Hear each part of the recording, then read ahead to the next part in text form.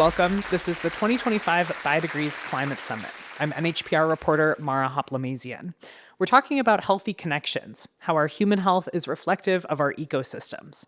With me are panelists Eric Orff, Marina Vaz, Kaitlynn Liset, and Semra Aytur.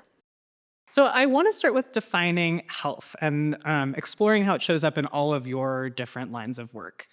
The World Health Organization says health is not just the absence of illness or disease, but a state of complete physical, mental, and social well-being. The WHO also says enjoying the highest attainable standard of health is a fundamental human right. But I know that we each have our own ways of defining and assessing health. So Kaitlynn, I'm going to start with you. How our bodies are doing is one of the first things we might think about when we think about health. And you have clinical experience as a nurse. You also teach aspiring nurses. As our climate has changed, how has your definition of what it means to be healthy developed, along with, hotter summers, warmer winters, and everything we're seeing? I think it's become a lot more holistic because really a lot of the human health effects that are negatively related to our climate is because it's all rooted in our climate is warming, and heat alone is the number one killer.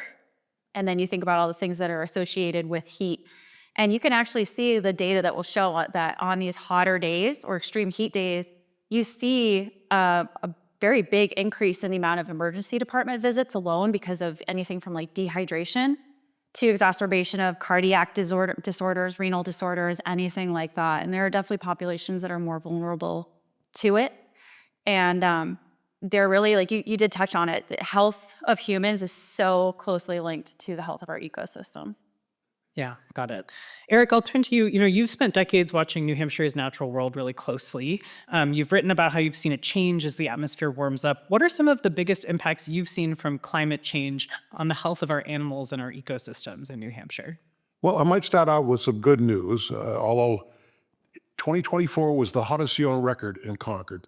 But, since I've been in the wildlife business for half a century, I've watched some amazing things happen.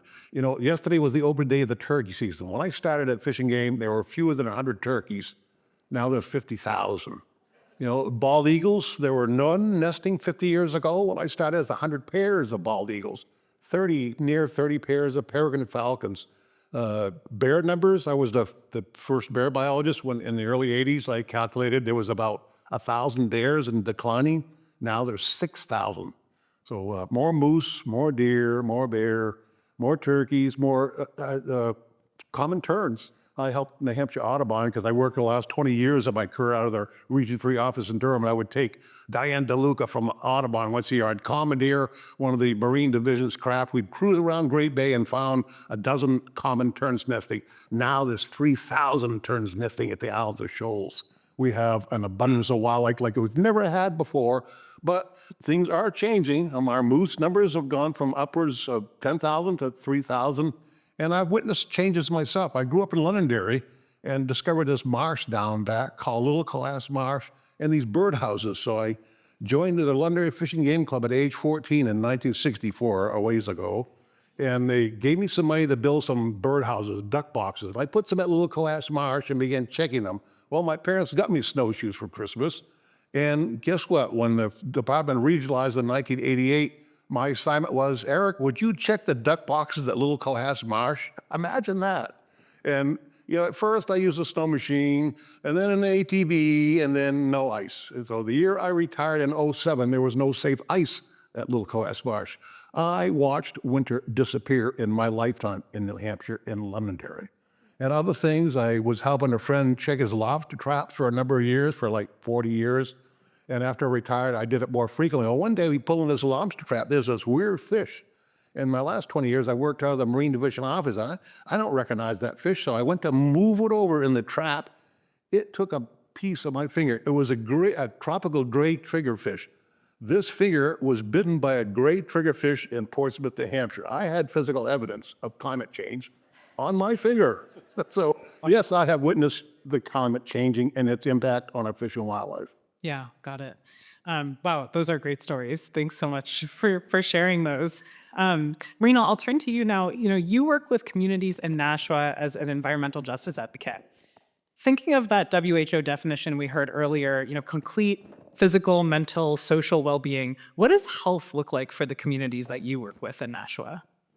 Yeah. So I think, as you mentioned, we typically think of health as a personal thing and something we achieve through personal choices. And there's truth to that. I grew up in Brazil. So if you're Latino, you know what I'm talking about. When it gets cold, your grandma is like, go bundle up. Otherwise, you're going to get sick. Don't go out with wet hair. You need to make those decisions to protect yourself. But outside of that, what is the context, right? Why am I getting cold when it's cold out? Is the house drafty? So I think beyond personal decisions and personal choice, we have to look at the broader context in which we operate and how we can use collective action to achieve health for everyone. And I want to follow up on that. What challenges do you see as the most pressing to address to get to like a complete sense of well-being, or that definition of health, the more comprehensive one? I mean, I'm biased because this is my role, but I think it truly is collective action, because there are things that you can only impact at a broader level when you bring people together and you're advocating for the same thing. Got it.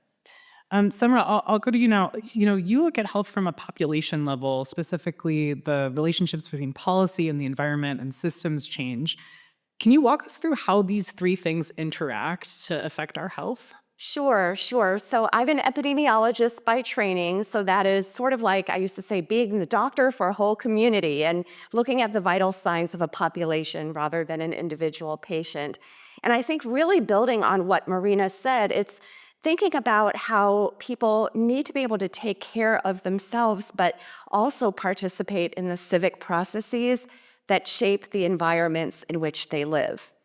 Because one thing we know from epidemiology and public health is that 70 to 80% of a population's health status is determined by non-medical factors.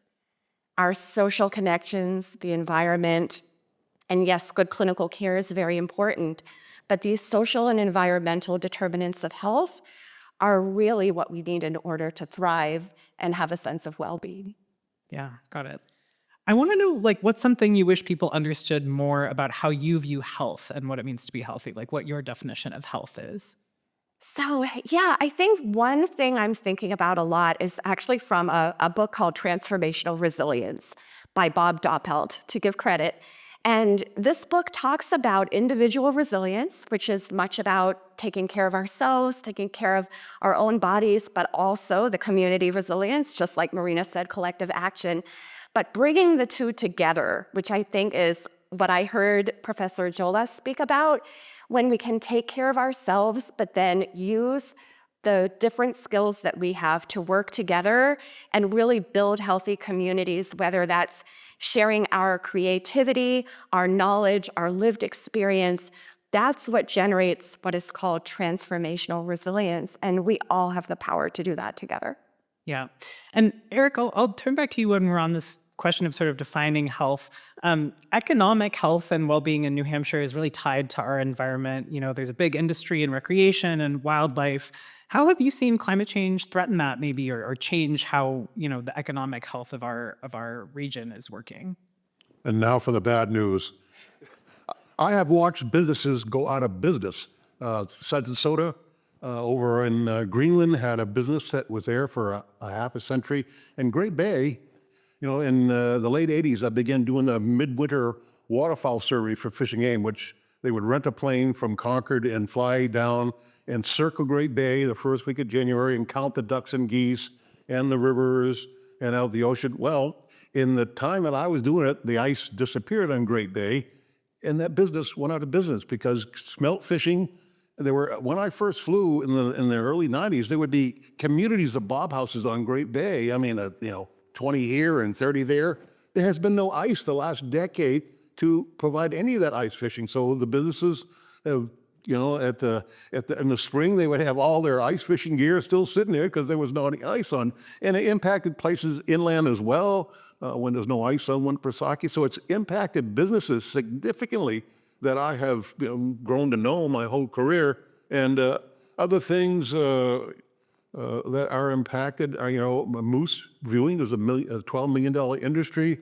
Back in the 80s, when there were a lot of moose, there were 650 moose permits issued for hunting. Last year, 33. So look at the economic impact on the North Country, where you had guides, you had people renting rooms, you had, a week of moose hunting. That's gone. So we're losing the economic impacts of this changing New Hampshire with losing our moose. Yeah, got it. That must have been intense to watch all of that happen throughout your lifetime. I just want to pause and remind our audience, if you have a question for one of our speakers, you can ask it by going to nhpr.org/climate and filling out the form there. We'd love to hear from you guys during this conversation. Now I want to take some time to explore how people are responding to the health challenges that we've been talking about. The last few summers, we've had several air quality alerts because of wildfires in Canada or in the Western US. Heat, as you were talking about earlier, Kaitlynn, poses a real risk to people, especially kids or older adults, folks who are isolated, who might not be able to access alerts in their own language, just to name a few communities. So Kaitlynn, as a nurse, I want to know about moments you've been in clinic and thought, this person might be here because of climate change. Can you tell us about some of those experiences?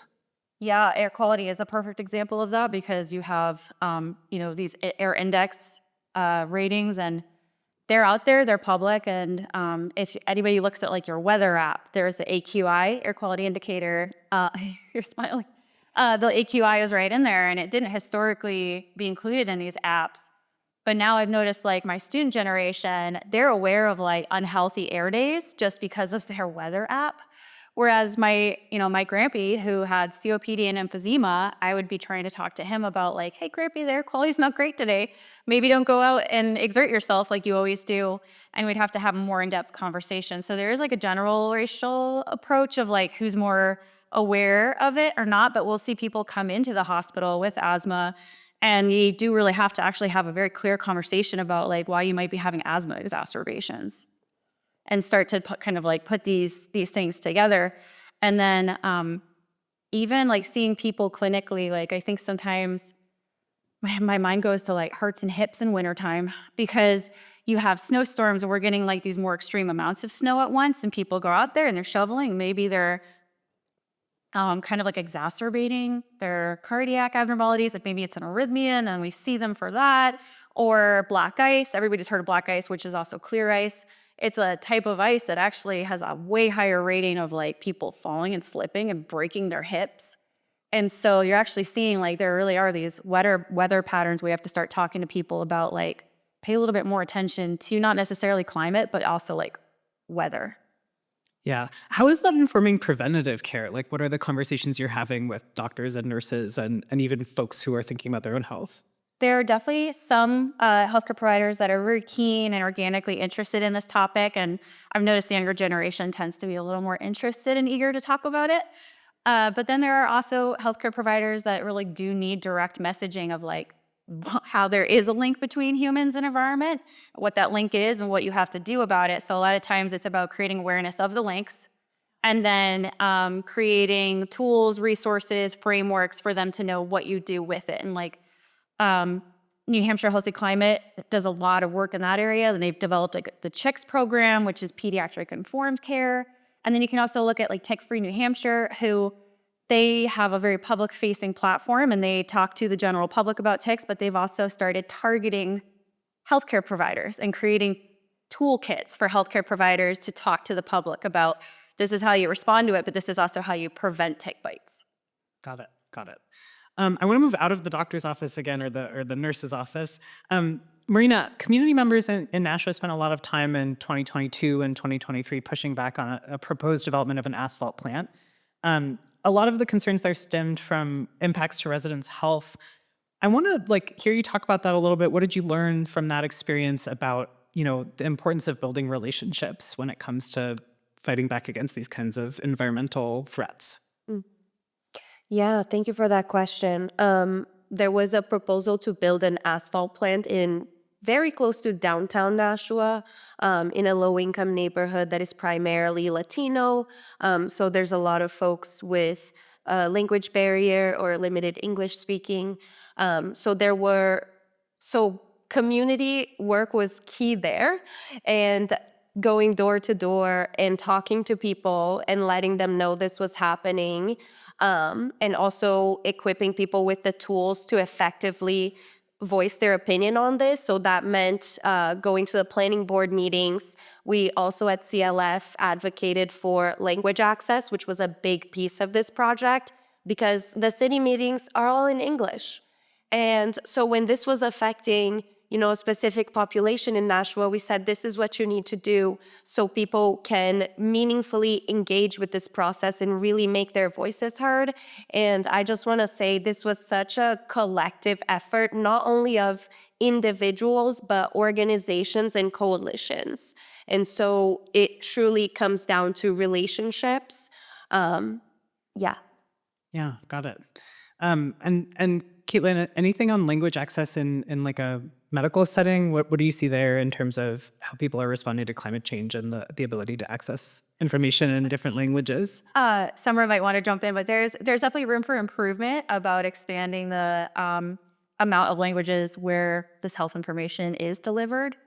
And a lot of times you have to think about like what is the appropriate reading level as well, and how can you incorporate visual images. And then I think there's more and more effort where people are trying to also kind of do in-person, like hands-on training versus just expecting people to come into an office for a 15-minute visit and have the time to talk about all of this. And so there's a lot of modalities where like the language needs to be adjusted, both for like what is your primary language, what is your preferred modality of teaching, and sorry, I feel like I like squirreled on the topic, but we did great. No, that was great. Thank you. We did great. Semra, I'll turn to you now. You're working on a project to train ambassadors in nature-based solutions to climate change, which is something many of our audience members wrote in expressing their interest in these nature-based solutions. Can you describe what a nature-based solution is and how that can help address health inequities? Sure. So it's going to be hard to top Eric's lovely story, but it's sort of building on the power of nature, what nature does in terms of ecosystem services, like keeping our air and our water clean and supportive of health. So what nature-based solutions do is they often either mimic or preserve nature's normal way of functioning. And some that we can think of are green spaces, parks, urban forestry, planting trees back in urban areas that may not have enough shade or trees, or conserving old growth forests could be another. Community gardens, so our food systems, when you ask the question about prevention, there's so many opportunities there because eating locally, supporting local businesses, supporting local farms that produce some plant-forward diets or more sustainable seafood for us, these are things that benefit our economy. They're tremendously helpful for our health, and they have carbon mitigation effects often too. So these are things that we call multi-solving or co-benefits, where you can do one thing and it has multiple benefits. And it's kind of counter to the narrative of everything that we do environmentally is either going to be going against an economic viewpoint or something. There's so many ways in which we share common goals, and a lot of that lands in the prevention space for public health. The other one Marina talked about when we prevented the asphalt plant. So now children are able to walk or bike to school in an area there are enough, schools are close enough for people to still walk and bike. That isn't true everywhere. But in places where active transportation is still possible for people, when people choose walking or biking, or in some places we have public transportation, then that both promotes human health. Physical activity is great. We need more of it in America. And it also has a mitigation and adaptation effect for the climate. Yeah. And that makes me think, I want to ask the two of you, when we prevent things, I think sometimes it's hard to see the effect because the thing isn't there. Yeah. How do you measure success in that? And like, how have you seen sort of the benefit maybe of preventing something in the work you two do? Maybe Marina, if you want to go first, and then Semra, you can chime in. Yeah, thank you for that question. Well, I think in the case of the asphalt plant, the benefits are pretty immediate in terms of I know there is an additional pollution, there aren't additional trucks, there is no odor from the asphalt plant that is impacting folks' quality of life and health. I think we can think about it in terms of we can think about the benefits of prevention in terms of positive things that we do want to see in the community. So for example, in the asphalt plant case, yeah, that looks like an active community. Although that area was zoned general industrial, it has developed to be quite residential, a lot of multifamily homes, schools and educational buildings nearby. So I think we can think about prevention in terms of what we do want to see. I want to see a community that has tree equity, that everyone has access to green space, that there aren't, way higher levels of asthma based on where you live and facilities nearby that can exacerbate those respiratory illnesses. Yeah, got it. Anything quick to add, Semra? Real quick, just a lot of the work in Europe is around what's called social prescribing, where doctors and nurses and other health professionals are now actually prescribing exposure to green space or blue space, which is water, ponds, lakes, oceans, etc., to keep us physically and mentally well. But in order to do that, it's premised on access and the ability for people to be able to have that experience, connect to nature, and then engage in healthy behavior, which has a whole range of chronic disease prevention outcomes. But measuring that, your question, it takes a long time. So what we often try to do is measure kind of intermediate outcomes like social cohesion, social capital, sometimes things that have to do more with our sense of resilience. There are different ways to measure that. But in terms of measuring prevention, it is difficult because it takes a long time and the measures are difficult to implement. Yeah, got it.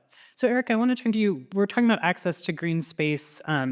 And it makes me think of your work at Fish and Game. I know you were there when a lot of restoration efforts were taking place in the mid-70s. You talked about watching populations of all these very iconic New Hampshire species grow over your time. I want to know, now with what we're seeing, warmer, shorter winters, new threats, how is the current pace of climate change shaping how you think about future restoration efforts or preserving that pace of restoration? Well, a couple of things I think should be noted that during the pandemic, what happened? People found the public lands in the wild woods. During the pandemic, woodlands were a wonderful medicine. I think we need to double the amount of public lands that we have and prepare for the next pandemic. But other things you can do on our streams, removing dams where the water's backed up and it gets hot, it's fatal to some fish. So there are things that can be done, changing culverts and bridges so that they're not blocking the movement of fish. I mean, Fish and Game did a study. I think brook trout up on the Androscoggin River moved something like 20 miles. Who knew that a brook trout moved 20 miles? So you got to give them room to roam, basically. So we need to improve the ability of wildlife to move. Organizations like the Bear Paw Regional Greenway is connecting Pawtucket State Park to Bear Brook State Park and others, so wildlife can travel from, if they need to, move from one location to another. And of course, as our climate warms, one of the things that animals can do can go upslope. So they need to be able to have access to different habitat. And for moose, they need thermal refuges. So when it's really hot, they need a bit of evergreens to get under. So we can do things to help our fish and wildlife. We just need to get them done. Yeah. I want to ask you, one of our audience members from Manchester is asking, what nature-based solutions are particularly appropriate to implement in the New Hampshire context? Do you have ideas about that, Eric? Well, certainly on the Merrimack River, they're building a second fishway passing facility at the Hooksett Dam. So again, making the fish ladder at the Amoskeag Dam was finally built in the 80s. And so again, addressing the ability of animals to move to more appropriate habitats if they need to. Yeah. Can I jump in on one thing there? So I think Eric brought up such an important thing that during the pandemic, yes, people found nature. Nature is medicine. That's my big thing. But we have to be also aware that we can love something to death, right? So I think that's the thing that a lot of people, again, in the UK are talking about. When we know that nature can take care of us, we have to be gentle with it. We have to think about the ways in which what we care for in terms of the earth allows the earth to take care of us. And once we can maybe do that more and work together to care for the earth in a way that allows it to take care of us, that enables all kinds of nature-based solutions and collective action and other things. Yeah, got it. Well, I have so many more questions, but I think I want to move on to our next section. Before the summit, all of us were talking about a challenge many of you have run into in your lines of work, which is resistance to talking about climate change and acknowledging its connection to daily life and our health. We're also in a moment in our national political story where there's momentum towards dismantling efforts to mitigate and adapt to climate change. So I'm curious about the lessons you might have from the resistance you met and the times when that resistance actually became like a light bulb moment, maybe. So Kaitlynn, let's start with you. What's it been like to talk to other seasoned clinicians about climate change? Are people open to thinking about this in a health context? I think a lot of times they are, if you make it valuable to them and personable to try to make it really reflective of something that is meaningful to them. So if you're going to talk to a critical care nurse, you can kind of talk about hey, what have you been noticing? And hey, in 2017 when I was a brand new grad, I'll never forget how we had a hurricane in I think it was Puerto Rico, and there was a morphine shortage, and then I thought that was an isolated thing for me as a healthcare professional. But then in 2024, we had an IV fluid shortage because of another hurricane, that one hitting the US. And there's a facility in Carolina that produces 60% of our IV fluids. And we, in healthcare, started to have to prioritize who was going to get IV fluids. And even, months later, I was still giving people Gatorade because they weren't high acuity enough to give them the IV fluids. And so try to bring up that story, hey, do you remember when that was happening? What did that look like for you? Even talking in New Hampshire alone, we had some cold snaps where pipes were freezing and we had to close ORs and ICUs and redirect clients to different places. So try to find an example that maybe somebody lived through or was affected by. Or also find out, honestly, as a nurse, what's your favorite body system? Because every nurse has their thing, and then you try to tie it into oh, that's your favorite organ, let's go with that. What's your favorite body system?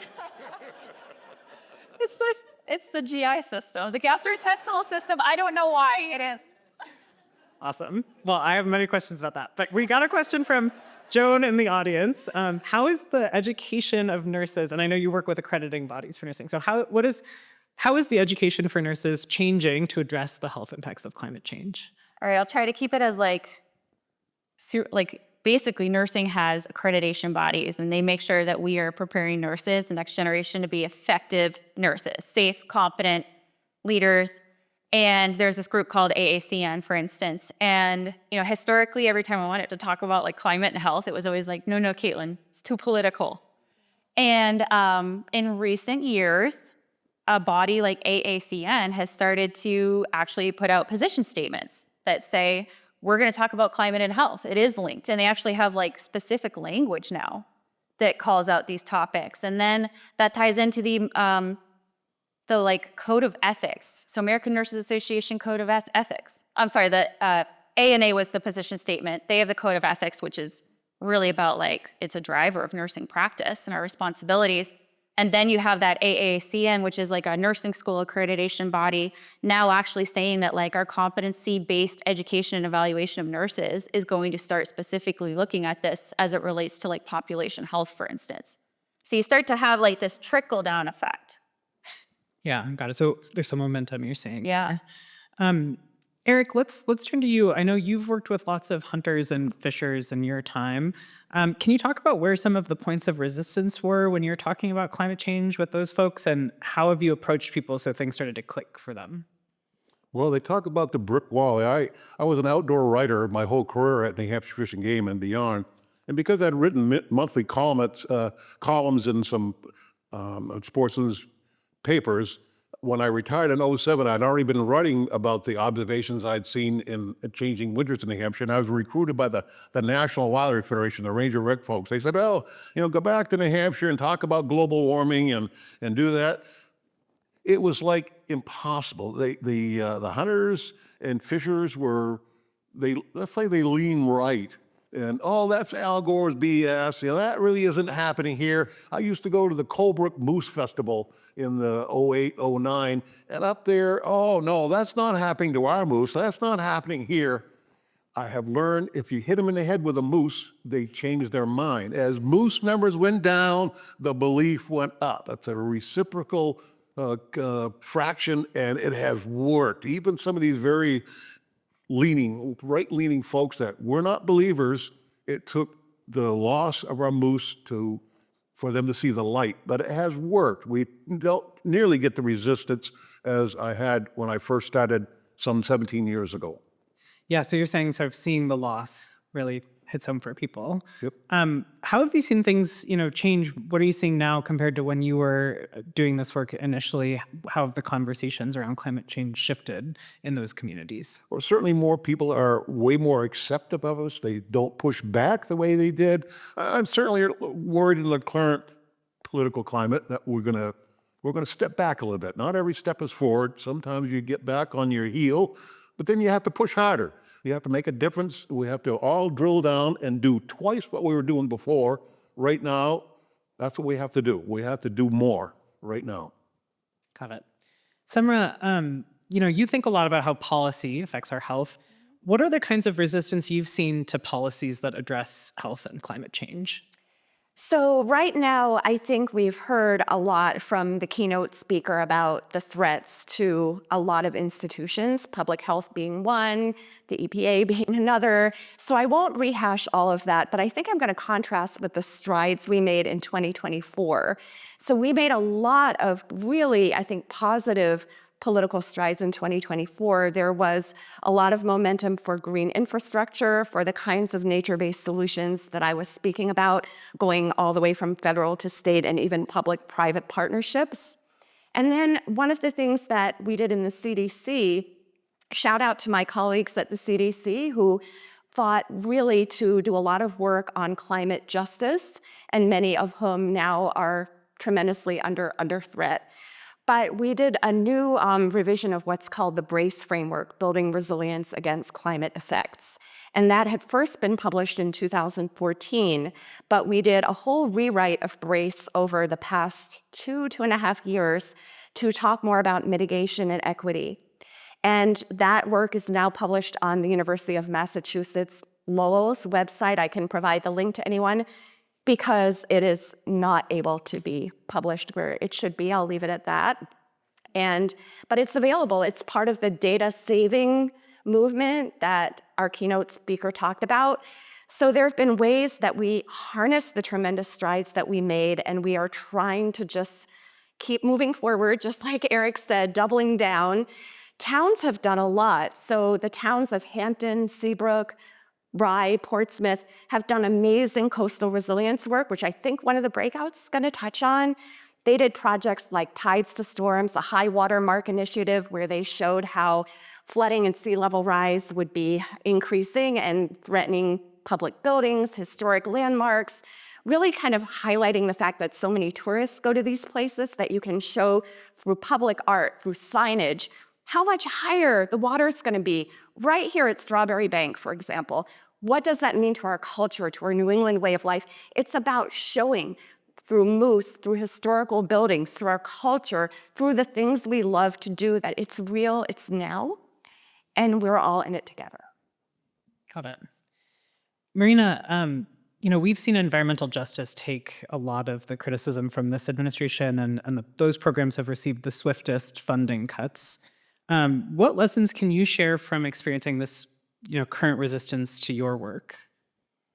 Yeah, thank you for that. I think it's important to acknowledge that what's happening at the federal level and attacks on environmental justice, they have real impacts, especially for organizations that rely on that funding to do the work.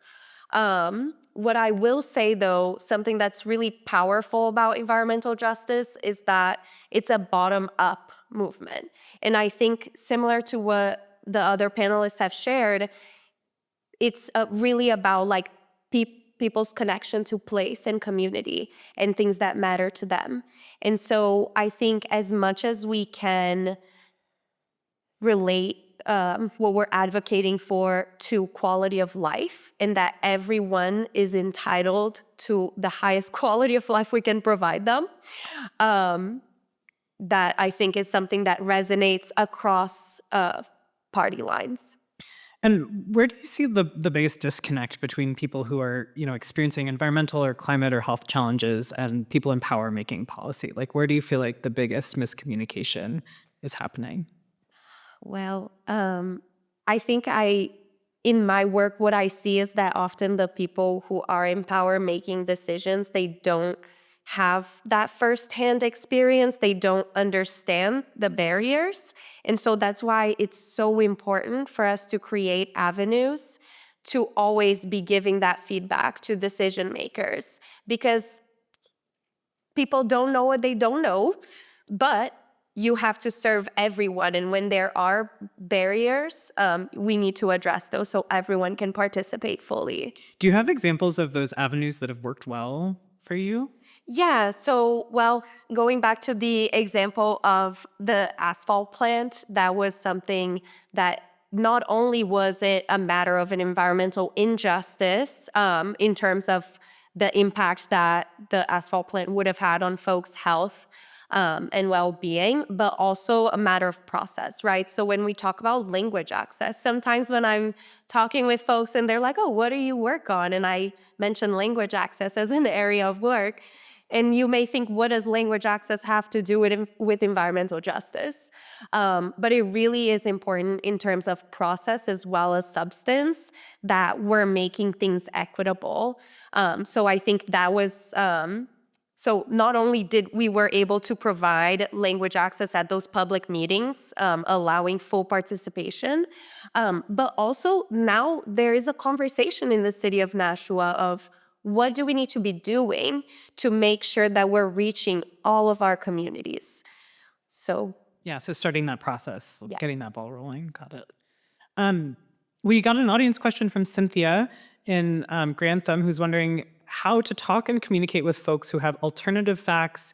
Any suggestions there from your collective experiences? Maybe we can go down the line from Eric on down, and we could do a little lightning round of advice. There are no alternative facts. Natural at it. That's what I'm going to say. There are, you have to bring out the science. It's readily available. It's on your phone. So the facts are so easily accessible to all of us, and we just need to fight back when there's misinformation and set them straight. I mean, you can. The information is available at your fingertips. There's no reason you can't provide the correct information when someone is giving you some alternate facts, which are not facts at all. We shouldn't even say those words, in my opinion.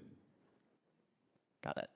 Kaitlynn. Oh gosh, there's so many things going through my mind. So I think a lot of times we, as nurses, we try to take advantage of the fact that, like, for 23 years in a row, we've been voted the most trusted profession. And there's also like 4.7 million of us in the US alone. So try to use that, as a lot of times I say, like, we're very good at looking at evidence and rating the evidence, and let's talk about like what reputable sources means, and like, oh, okay, so show me what you have, and let's talk through that. And maybe sometimes you can actually just point out the holes and they kind of go, oh. Or other times they're gonna just die on that hill. And you try to look at this as like, are they responding with fight, flight, or freeze? Because a lot of times we've all heard of like fight or flight, but there's also this freeze component where sometimes it might just be easier to status quo, keep going as usual. And so you try to look at things of like, is there like an irrational fear going on, where if they actually accept that what I'm saying might be right, is actually more distressing to them. And so I try to it's like a lot of like motivational interviewing, which is something we do a lot in healthcare. Yeah, got it. Thinking about fight, flight, and freeze in that context, I've never thought about that before. Semra, what about you? So I thought a lot about this because it comes up so much in teaching. So I think all of us we don't have a perfect answer, but I felt like I had to educate myself, and I'm just starting to do that. One of the things we're learning, I should say, in public health is that, like Kaitlynn said with motivational interviewing, there's sort of a starting point of just hearing the person. So at least what the communication science tells us is that before we immediately jump to the facts, which would be my scientist hat, would be to really listen. And I want to start with it's misinformation is often when people are unintentionally spreading inaccurate information. Disinformation is the intentional intent to spread inaccurate information for financial or political gain.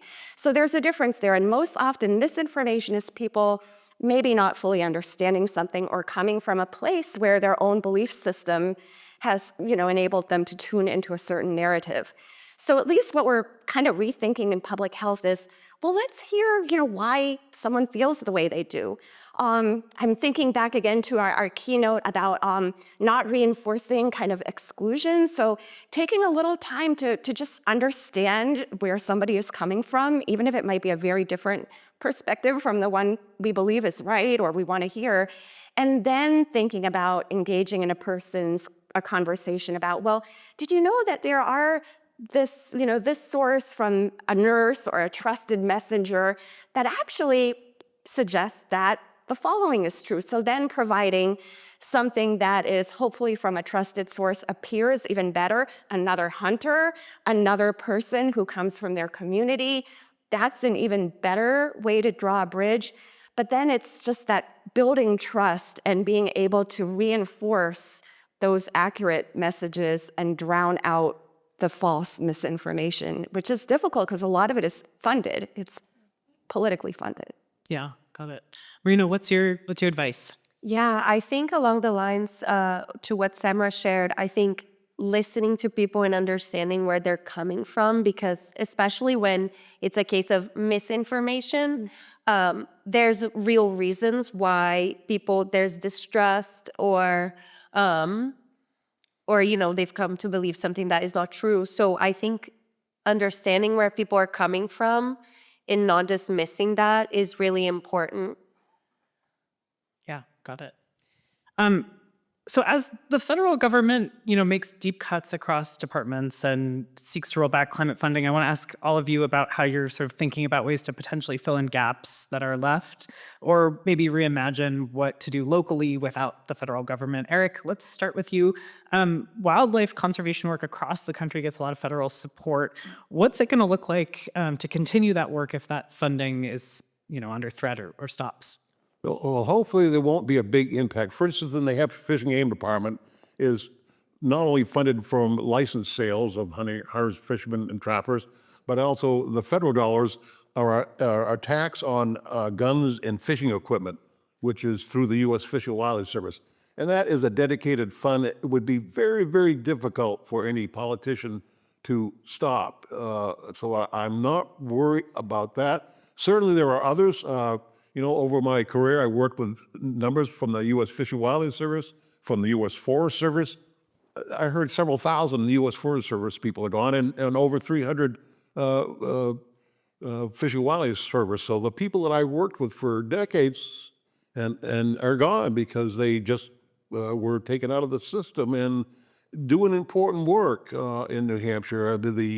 I mentioned the river herring that run up. They are a partner to doing that. So they always were a partner to the things that the New Hampshire Fishing Game Department were doing, as well as folks from the U.S. Forest Service, the National Forest. Worked with them very closely, deciding, well, we shouldn't cut these trees because the bear claw box, that's good bear food. Cut these trees so that won't impact the bear population in the national forest. So we I've been retired 18 years, but I'm still a we. So we've worked very closely with our federal cohorts, which is concerning now that some of them are no longer there. Yeah, got it. Kaitlynn, I think I'll direct this to you. What in your line of work, or with other people in your field, is under threat, and with accrediting bodies, maybe in particular, what's playing out on the national landscape there? I think we're fortunate that, in a lot of ways, healthcare has definitely looked at this kind of necessity. We are underfunded and do have threats, but I think a lot of times, we have this advantage where people are going to usually seek us out no matter what the climate is. We will lose some population that says, I'm not going to go because it's inaccessible or it's more expensive. But there are a lot of forced opportunities to just keep engaging with people. But I think healthcare in general, it doesn't take funding to go volunteer in your community or create some sort of community engagement event where you get stakeholders together. And we've done it before where it was healthcare providers, it was folks who were experts in ticks, there was, fish and game. We got everybody together and we went into the community and created an open, free event. And we had multi-generational attendance and we distributed resources. We talked a lot about mitigating tick-borne illness. And it didn't really actually take any funding to do that. It was just everybody saying let's get together and do this event. And it was successful. But it's hard. Not everybody has the bandwidth to do that. Yeah, got it. Well, I have many more questions on funding, but let's move on to the future. So, as we think about the next 3 years or the next 10 years, the next few decades, I want to know what you each envision as a healthy future for New England. So what's in your mind's eye when you think about that? And then also what's available to us right now to make that a reality? One of our audience members from Greenville asked, how do we make changes together, not in isolation? That's another thing I'm thinking about. So Marina, I'll go to you first. What do you envision for neighborhoods in Nashua? What are some of the levers you want to pull there to create a healthy future? Yeah, absolutely. So I think clean air and water are a must, but beyond that, I want to see tree equity. I want to see public infrastructure that encourages connectivity, active transportation. And I think the key to that really is, collective action, but connection. And not just, I think in the health field, you talk about connection, literal physical connection, but also that we're creating spaces, right? In the physical world or otherwise, where community can come together, share information, and advocate for the changes they want to see. Yeah, got it. Semra, let's go to you. What's your vision for a healthy future, and what big picture or little picture policy changes would you want to see? It's really fairly similar to Marina's. So we are so fortunate to live in a state, in a region where we have beautiful mountains, we have forests, we have oceans, we have lakes, we have moose, some anyway. We have all these natural resources, and the ability for people to access those, I think, is what is still inequitable. And so I would love to see greater access, equitable access to the state's resources, but also in doing that, when people are exposed to nature, is shown that often from social science, we're learning people are more likely to engage in pro-social behavior, pro-environmental behavior, and try to work to protect those resources, as well as work together for other social justice issues. So I think it's that reciprocity piece that I would love to say. And the last thing, I'll quote one of my friends in Maine who has an art institute that they are working on, a coastal Maine art institute. And their quote is, "Make America create again." And I just love that, because I think it is really, again, the power of co-creation, knowledge development, and honoring each other's strengths, and using nature, or not using, partnering with nature, I think, to bring health to everybody. Yeah. I want to ask you, are there any pressing research questions that are on your mind right now? What are your things? Yeah, so there's both, I think, a research and there's research around, how does nature do that? So there's a whole lot of research around what are the mechanisms? Are they neurological? There's brain science research about how nature actually improves brain health. There's all the cardiovascular research. So there are mechanistic questions about how nature gets into our bodies and creates health. And that's really cool. But I think there are practical questions about how people engage in communities and build successful models, like one that I'm working with out of Barcelona, Spain. There's a group coming actually to New Hampshire to do a training in forest spaces around mental health benefits. So there are practices now that social workers learn and psychologists learn. They have funny names like forest therapy, forest bathing, which is a practice out of Japan, blue health, a blue prescription. These are things that are being researched and they're showing effectiveness on a variety of physical and health outcomes. How they work? Well, there's basic science to be done, but it's also how do we implement them and how do we build models in local place-based contexts that they're working in other places. Can they work here? How will they work? And how will we build reciprocity around the relationships we're studying? Yeah. Kaitlynn, how does this look in a clinical context? What's your vision for a healthy future when you think about the doctor's office or the hospital setting? Yeah, I think regardless of the setting or the acuity level or, it's the whole healthcare spectrum that if we could create, so there's this concept called planetary health. There's an absolute expert right here in that topic. But this idea of planetary health is really saying that it piggyback off of what you said. Everything's intertwined. Like the health of the human depends on the health of the natural systems.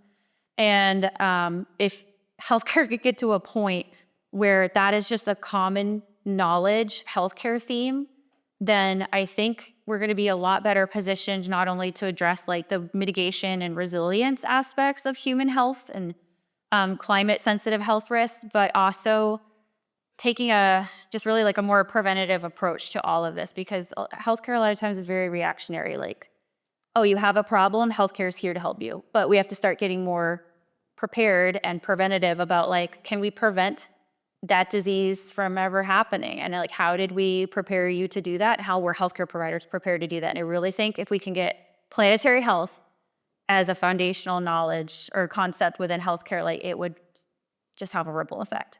And could you give us maybe a 1 or 2 sentence definition of planetary health? I'm going to defer it to the expert because she really taught me about it. Kaitlynn co-wrote a book about this, so she's an expert too. We have a book coming out. But anyway, it is defined as the health of human civilizations and the Earth systems on which life depends. That's from a Lancet Commission report. But it's also a transdisciplinary social movement. So when we talk about environmental justice, One Health, which is plants, animals, and the ways in which those support health, a lot of these other social movements are now being folded under the planetary health umbrella in terms of how we think about interconnections, what you started us off with, Mara. Got it. And sometimes people, if they ever say like, that sounds political again, you can always say like, do you have a happy place or do you ever spend time outdoors to refresh yourself, renew yourself? Or like, the hunter fisherman, like, where's your favorite spot? Probably out in the woods. And you bring them into this idea that like, if nature can have this like benefit, then how could it not also have a harm? And so like, it just it's again, the message, the messenger, and making it personal. Got it. Eric, let's go to you for your sort of vision for a healthy future in New Hampshire. What do you picture when you think about that? I think what these two have said about connecting more people to the environment. I mean, you've got a better chance of seeing a bald eagle, a peregrine falcon, a moose, a common tern than your great-great-grandmother. These are the golden years of wildlife. We need to get people out there to appreciate it. I read an article in the Hampshire Business Review that struck me this winter, an article about access to the environment. And apparently there's a bus from Manchester that takes someone to Bear Brook, like over the summertime once a week. There was a person that had not left the city in 10 years. And, there again, my lack of realizing how there are people that are not able to connect to the environment. We need to shore up those connections and get more people into the environment because we have so much to offer. Why not give it to them? Make it available to them. It's good for their health. It's good for all of us. Yeah, so more people connected to natural spaces is your vision for the future. Sign me up, Eric. We have a question from the audience that we may end on. They're wondering what's one thing you'd each suggest that individuals could do to address climate change. Marina, can I go to you first? Yes. So I'm big on collective action. I feel there's so much pressure in terms of climate change. It's so easy to get overwhelmed and feel like you either have to do everything, and if you don't measure up, you're worthless. You're not doing anything. And then also the how do you say, the instinct to shut down and just say, well, it's too big. I can't do anything anyways. Don't get stuck in that. Odds are, like, there's something that you care about that connects to the environment. Is it access to nature and like green space and blue space? Is it public transportation? Is it access to healthy and affordable foods? So I would say, however you relate to it, whatever issue is close to your heart, invest in that. And then find other people who are invested in that. And yeah. Yeah, have it. We've got about 30 seconds left. Eric, can I go to you? What's your one thing? Well, I tell people, when you leave the room, turn the light off. We all have a responsibility to start with ourselves. We don't need that light on when you're not in the room. Turn it off. Your outside lights, have them on motion sensors. Our birds are migrating now. They're bothered by these lights.